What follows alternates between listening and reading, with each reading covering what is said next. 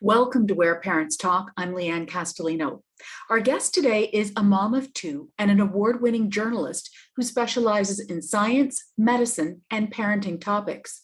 She's also a contributing editor at Scientific American magazine and a contributing writer for the New York Times and the Washington Post.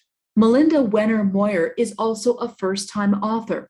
She published her first book in the summer of 2021. It's called How to Raise Kids Who Aren't Assholes: Science-Based Strategies for Better Parenting from Tots to Teens. Melinda Wenner Moyer joins us from New York. Thank you so much for being here. Thank you for having me. I'm excited to be here. I wanted to start with first things first, Melinda. What led you to naming the book what you did? Yes. Okay. So actually, the title of the book was what came first to me. I was out actually with my husband for our anniversary. It was 2.5 years ago. It was October of, I guess, almost 3 years ago, October of 2018. And just to sort of give some context about like how I was feeling, I at that point was increasingly frustrated by the bad behavior that I'd been seeing around me. And that includes from people in positions of political power in the US, from the Me Too allegations that had been hitting the news. And I'd seen, for instance, that rates of bullying and hate crimes had been going up. And so I was just starting to get really worried about my kids and who they were going to become and, who they were learning from with all of this bad behavior happening. And I had kind of realized that what I wanted more than anything else was to make sure that my kids grew up to be good people and not to be jerks. And so I was out with my husband, as I said, and I just remember out of nowhere, I said, I should write a book called How to Raise Kids Who Aren't A-holes.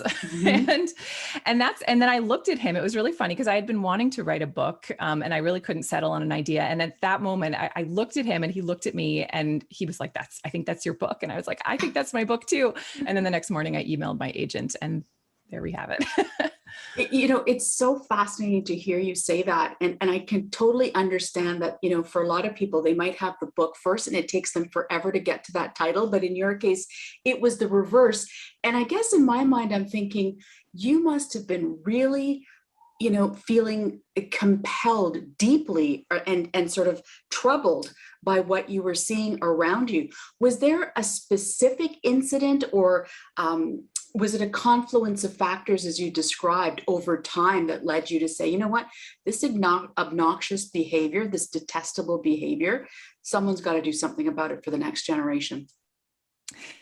I will say it was a confluence of things, but there were certainly some things that stuck with me and really, I think, were important drivers for me to decide to write the book. I had read some reports from the Southern Poverty Law Center that came out soon after Trump had been elected. And they were surveys of teachers in the US who had seen just some really, really bad and scary behavior from kids in schools soon after the election. And so this was kids who were really parroting a lot of Trump's rhetoric, things that he said, like build a wall, like there were kids chanting that in the cafeteria. There were other things that include words I don't really want to say that teachers were hearing students say to each other, and a lot of, racist and very sexist things. And so I remember stumbling across some of those reports and just being really overwhelmed and thinking, I didn't know if that was happening in my kids' school. I certainly hoped not, but I was worried about, what kind of effects is that going to have on all the kids who are observing this, even if it's only a few kids who are instigating it. And there was something in my town too. I live in a really small town in New York, and there was a swastika that was drawn on a wall outside of our school a couple of years ago, right around the time I decided to write the book too. And that really hit home, and that was a really difficult moment for our community. So yeah, I think it was a confluence of a lot of these things, and just seeing some of the things I was seeing on TV and hearing some of the things I was hearing, I just was really worried. Yeah. Let me ask you, where does one begin to put together a book like this? Because, as a journalist with that background, you obviously covered, related themes in your other work. But then when it comes to also infusing this book with science and evidence-based strategies around how to not raise obnoxious, unlikable people, where did you go about starting, and take us through the research that you undertook? Yeah, that's a great question because where do you start with a topic this big? It was really hard. I first started thinking about, okay, what are the aspects? So, okay, so the book is, how to raise kids who aren't a-holes. And I thought of like, what are the characteristics that are associated with being a jerk, essentially? And then what are kind of the opposite of that? What are the things that we want to foster that's sort of the opposite of that? And so, I knew one really key trait that I wanted to learn about was generosity. How does generosity develop? How does helpfulness develop? Those seemed really, really key, along with racism, or anti-racism, I guess I should say. I wanted to know, is there science on raising anti-racist kids and anti-sexist kids? And so I thought of these kind of key areas, and then I dug into the research, and because I wanted to see, was there enough research for me to be able to make strong recommendations that I could stand behind and say, yes, the science really, really supports, one particular approach. And I did find, there was actually a lot more research than I expected. I wasn't sure what I was going to find, but, I knew that there was research on child development, but I didn't realize there was so much research on how different parenting approaches shape child development and shape the development of values and character. And so, yeah, I kind of dug into the research in surrounding particular areas that seemed relevant. And then when I found that there was enough research to really be able to make strong recommendations, I realized, okay, that's going to be one chapter. Like, yes, generosity and helpfulness, there's tons of research on that. So that will become one chapter, and anti-sexism will be a chapter. Anti-racism will be a chapter.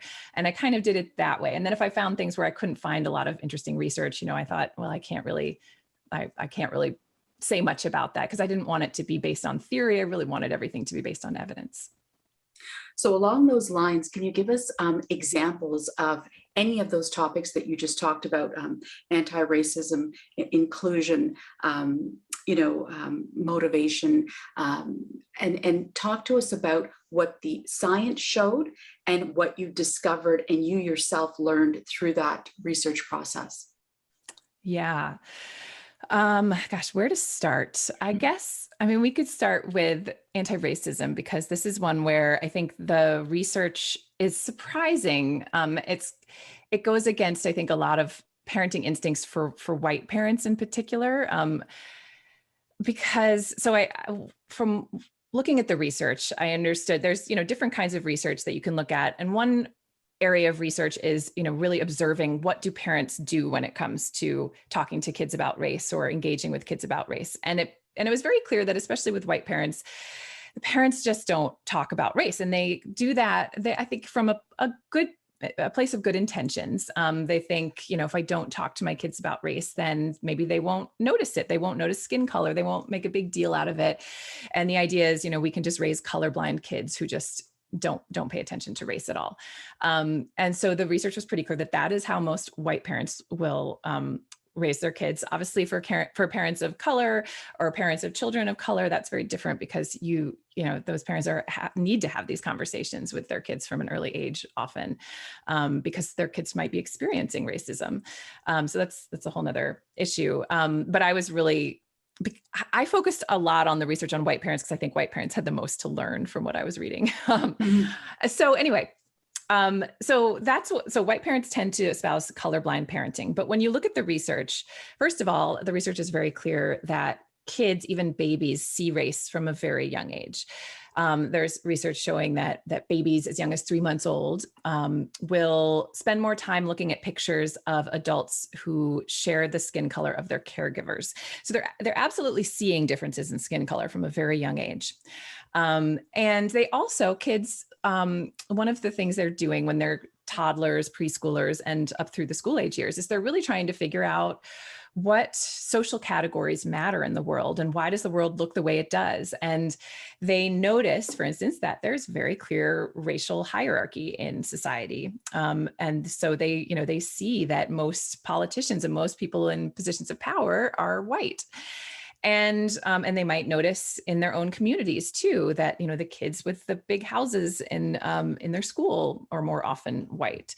And if their parents aren't talking to them about why this hierarchy exists and the fact that racism is very largely responsible for this hierarchy in society, they will come to their own conclusions. And if you think about like, what's the simplest conclusion for a hierarchy like this?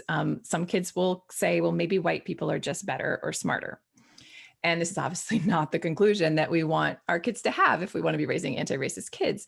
So what the research shows is actually talking with kids about race and skin color from a young age, sort of normalizing the topic, because kids also pick up on the fact that parents avoid the topic, and then it becomes like a even more titillating. It's like, this is a clearly an important aspect of society, but my parents won't talk about it. Maybe that means it's taboo or bad in some way. And then they can sometimes get this idea that like race is bad. Anyway, so talking about race, explaining why people have different skin colors, even like explaining the science of it, that people have different levels of a chemical called melanin in their skin. And that is based on, how much melanin their parents have and their ancestors had and where they lived a long time ago. You could kind of just sort of normalize the explanations and explain that racism still exists and it's kind of built into society. And that's why these hierarchies exist. Those kinds of conversations, when parents have them with kids, those kids will score a lot lower on tests of racial prejudice. They don't develop as much prejudice compared with kids whose parents don't talk about race. So that was a really big, really clear take home from the research, which I think, as I said, I think it's a little counterintuitive for a lot of parents. Yeah, and it's so interesting to hear you break it down, because when you started, you said, it comes from a place of good intention from a lot of parents, and it is very innocent. But when you explain it the way you do, you can see how those conclusions can be drawn by kids as they get older. Now, when it comes to teens and adolescents and young adults, which is sort of the focus of our audience here, so many of these topics that you cover become even more cemented in their minds. So I wonder, on the topic, for example, of bullying, which you cover off in the book, what surprised you most through the research that you undertook on that topic? Yeah, bullying, the research was also very surprising to me because I think I and a lot of parents have a kind of idea about bullying that first of all, that kids who bully, they know exactly what they're doing. They're trying to, inflict harm and pain on other kids. And there certainly are bullies like that. And that, I think there's also an idea that if you're a good parent, your kids just kind of know not to bully. Like they just understand what it is. They would never do it. We don't really have to have explicit conversations. And both of those ideas were challenged by the research when I dug into it. So first of all, there are, bullying is like more of a continuum than a black and white thing. There are a lot of kids who will, occasionally bully, and they don't necessarily. This was really surprising. A lot of bullies don't necessarily understand that what they're doing is actually hurtful. So there was a really fascinating study, actually, that first assessed whether kids, and I think these might have been about middle school age kids, first assessed whether or not they ever engaged in bullying by asking them kind of a series of questions about, how they treated other people and what they did sometimes. And then they showed the kids a series of cartoons that depicted different kinds of behaviors, including bullying behaviors. And they asked the kids, how would you feel if you were doing the bullying here? Or how would you feel if you were being bullied here? I mean, they didn't use the words bullying, but like, how would you feel if you were being treated this way? And they found that 70% of the kids who they had determined from the earlier part of the study did sometimes engage in bullying. They didn't seem to perceive that bullying behavior was hurtful. Like they weren't able to say, oh, if I were being treated this way, I would have my feelings hurt. And that's really interesting. It's like there's a disconnect sometimes in kids between, actions and their impact on others. And kids might be engaging in sort of what they think is harmless kind of teasing or just having fun, when of course that can be really, really hurtful for another child. And this is related to a skill called theory of mind, which is the ability for a child to kind of put themselves in another person's shoes and to understand how another person's feeling and understand that that can be different from how they're feeling. And this is something that as adults we do all the time. We're pretty good at it usually, not everybody maybe, but kids really, it takes a long time for them to develop that skill. And so kids who engage in bullying sometimes, it's because they haven't mastered that skill. They really just don't understand that what they're doing is as hurtful as it is. And so based on that, what the research suggests is that parents really should be having like explicit, regular conversations about what bullying is, about what it can look like, and always kind of trying to tie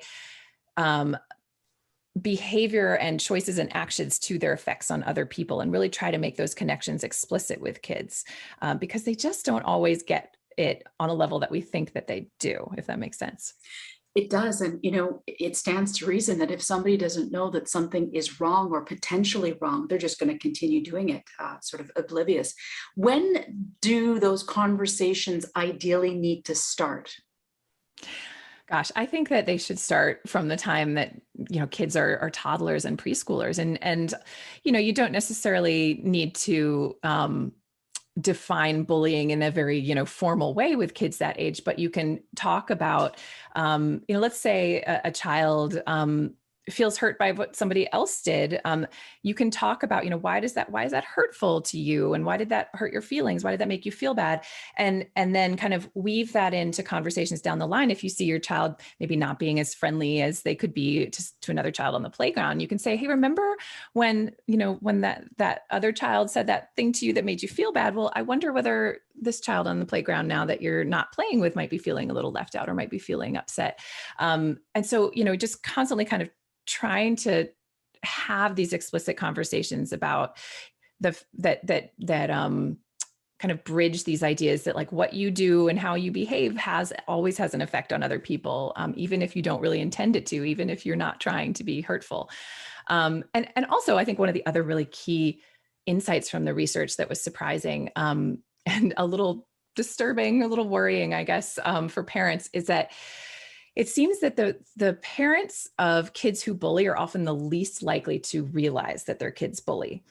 So generally speaking, parents are often not aware when their kids are engaging in bullying behaviors. It's just not something they necessarily will see based on behavior at home. But the parents of bullies are often like the least likely to recognize that their kids might be doing that. And so that's just something to keep in mind. Like, I think we all want to think the best of our kids and think our kids will never, ever do that. But a lot of kids, they might not be bullies all the time, but they might engage in this behavior occasionally, or be bullied one day and bullied the next day. It's really this continuum. It's not this black and white thing. And so all parents should be having these conversations, even when we think there's no way our kids are engaging in this kind of behavior. It's interesting. It strikes me that a lot of what you're describing that's in the book really is rooted around emotional intelligence, right? Self-awareness and self-control.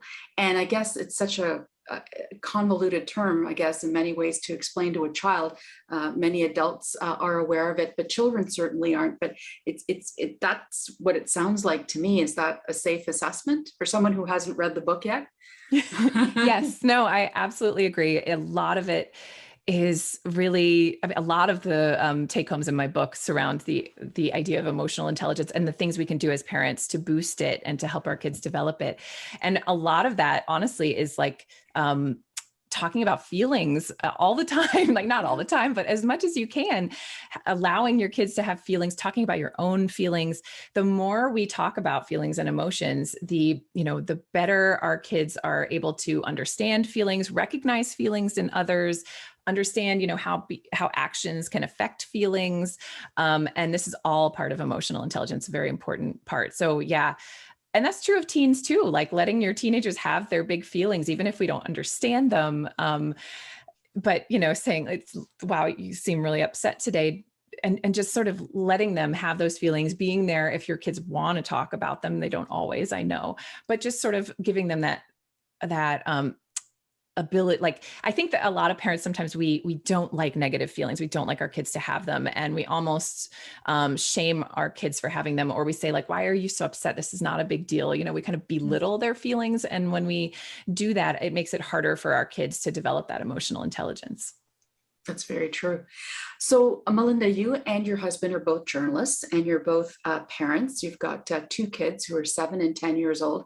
I'm imagining that the time, from the time you decided to write the book to the time you finished it, the dinner table conversations in your household must be quite interesting.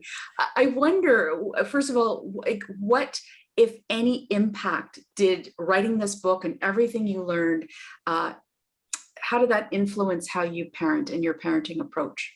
Yeah, I think one of the biggest changes, and I noticed this at the dinner table specifically, actually, is that I am much more likely to bring up things that have happened in like current events, or in my own life that I use kind of to start a conversation on a topic. I think a lot of times before I wrote the book, I would think, my kids don't need to know about the difficult day I had at work. My kids don't need to know about, some decision I'm making. For instance, like recently our family made a change to the birth control that we are using. And that's Right. not something that like I would ever think of talking to my kids about. But now I realize, well, this is actually something we could talk about. And I could explain what, we could talk about birth control at the dinner table. And, why not, in a way? Like it's something that's happening in my life and I'm happy, why not talk about it? It's just an opportunity for the kids to understand the kinds of decisions that adults have to make, but also to have them ask questions and try to understand, what's birth control? Why do you have to think about this? And actually that conversation was really interesting because it ended up involving discussions about like sexism too, because we were talking about how women are often expected to deal with birth control, and men often aren't. And that was a really interesting conversation about, sort of the different expectations and the unfair expectations sometimes in our society. So yeah, I think, and when there's something that happens in the news that might involve, racist behavior or anything really, I am much more likely now to figure out a way to talk about it with my kids, in an age appropriate way, because often those are really, really productive and constructive conversations because we're talking about our values when we bring these into the dinner table conversation.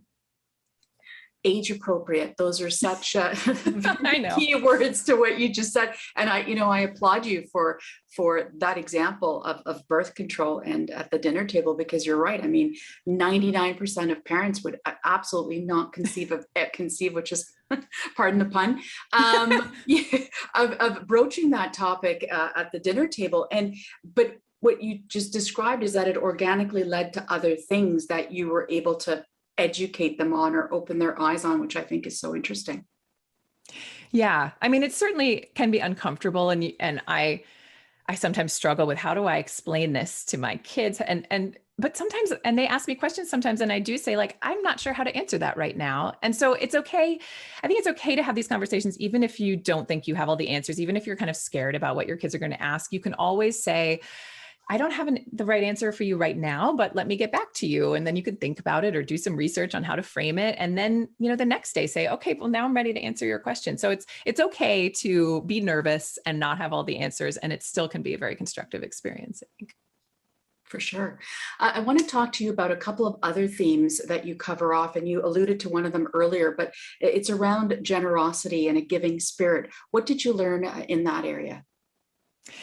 So there, the research was really focused on talking to kids about feelings, which I know I mentioned before, but I was very surprised by just how clear it is in the research that the more we talk about feelings, the more we let our kids have feelings, the more likely our kids are to be generous and helpful, because it's not always like the connection isn't obvious. Like, why would talking about feelings make kids more generous? But the research is really interesting there. And I can just describe one study that I think helps to really illustrate the link here. So this was with younger kids, but I think it would apply also to parents of older kids as well. Researchers invited moms and their kids into a lab and had the moms read a book to the kids. And the researchers measured just how frequently the mothers paused the reading to talk about feelings with their kids. And so they, whether that would be a mom pausing to say, how do you think this character feels right now? Or how would you feel if somebody just said that to you, kind of just pausing to have these conversations about emotions. And then, so they did that first part of the experiment. And then the researchers would invite each of the kids one by one into another room to play with the researcher. And during the playtime, the researcher would pretend to need help with something. So in one instance, the researcher would drop a pencil and pretend she couldn't reach it and say, oh, I wish I could reach my pencil. And then in another one, she would pretend to be cold and say, I wish I had that blanket over there across the room. I'm so cold. And they watched to see, what did the kids do? Did they help the researchers or not? And they found that the kids whose moms talked more about feelings in the first part of the study, which they presumed the moms did this a lot at home, those kids were more likely to be generous and helpful in the next part of the study. And the theory there is that when we talk about feelings, when we let our kids, experience their feelings, don't shame them for it, we make it easier for kids to be able to recognize other people's feelings and recognize the ways in which our choices and actions can affect other people's feelings. So if you think about what it takes to be generous or helpful in a particular situation, your child has to be able to kind of look at the other person, figure out how they're feeling or what they need, and then make a choice about what they can do to make that person feel better. And that requires a real fluency with emotions and emotional intelligence, emotional literacy. And the more that we just have these conversations at home, the easier our kids can develop that skill. It's really interesting. Yeah, it sounds fascinating. Melinda, let me ask you, what are your top 3 tips or strategies that you learned through this book, through the research, that you'd like parents to know about and to take away from this book? Okay, let's see. Well, one big one, which I think I've already touched upon a little, is just don't walk away from the awkward topics. Bring, your life into conversations with your kids. But I know we kind of already talked about that. So maybe I'll try to pick at least 3 others too. Here's one that I think is pretty straightforward, but it can be hard to do in practice. It takes a little intention, is the way we praise kids. We often, as parents, and again, we have the best of intentions, but we love to say things like, you're so smart to our kids, or you're so good at ballet, you're so good at math, you're so good at reading. And these are, very natural kinds of praise that we like to give our kids. But this is considered like praise for smarts or for skills. And when we praise kids for like smarts or for skills, they start to think of intelligence and ability as something that's fixed. Like it's you're either born with it really, or you're not, and there's really not much you can do about it. And so let's say your kid gets a good grade on a math test and you say, oh, you're so good at math. And then 2 weeks later, they get a bad grade on a math test. And suddenly they think, oh gosh, maybe mom was wrong. Maybe I'm not good at math. And maybe I was born not good at math. I'm never going to be good at math. And kids in this kind of fixed mindset are less likely to want to persevere in the face of challenges. They just think, well, gosh, I guess I'm not good at math. And so I'm not going to really try very hard because I can't really do anything about it.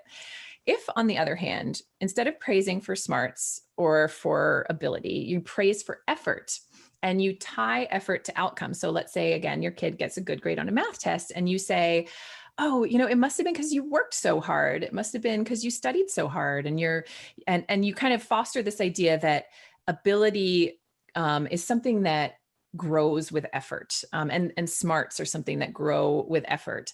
Then when kids encounter challenges or they do get, a B or a C on a math test, they don't think of it as I'm just terrible at math and there's no hope. They think, oh, maybe I just didn't try hard enough, or maybe I need to keep working and I can get better. And there's really interesting research that shows that this happens with kids. This is a lot of Carol Dweck's work. She's a psychologist at Stanford, and she wrote a book called Mindset that really talks all about this. But kids, when they are praised for effort, she found after getting a test, those kids who were praised for effort were much more likely to want to do harder problems, and they were much more likely to work harder at the problems than kids who had been praised for being smart when they were given a test. Those kids then were much less likely to want to do hard problems and were much less likely to persevere when they were faced with hard problems. So that's another really interesting thing. Praise for effort when you can. It's really hard to remember sometimes, but it can be very helpful for fostering that resilience that I think a lot of us want to see in our kids. I know I've kind of, I could give one more maybe. Yeah, Do we have sure. time? Yeah. Okay. Let's see. Okay. I think one more, if you have more than one child, this has to do with how you handle sibling conflict. Because this is something that really has transformed how I help my kids when they're fighting. Parents often would just want to let their kids kind of work out conflict by themselves. And honestly, that's what the advice used to be from psychologists. Let your kids figure it out. You know, you're teaching them conflict resolution skills, or you're not teaching them, but they're learning conflict resolution skills if you just let them be.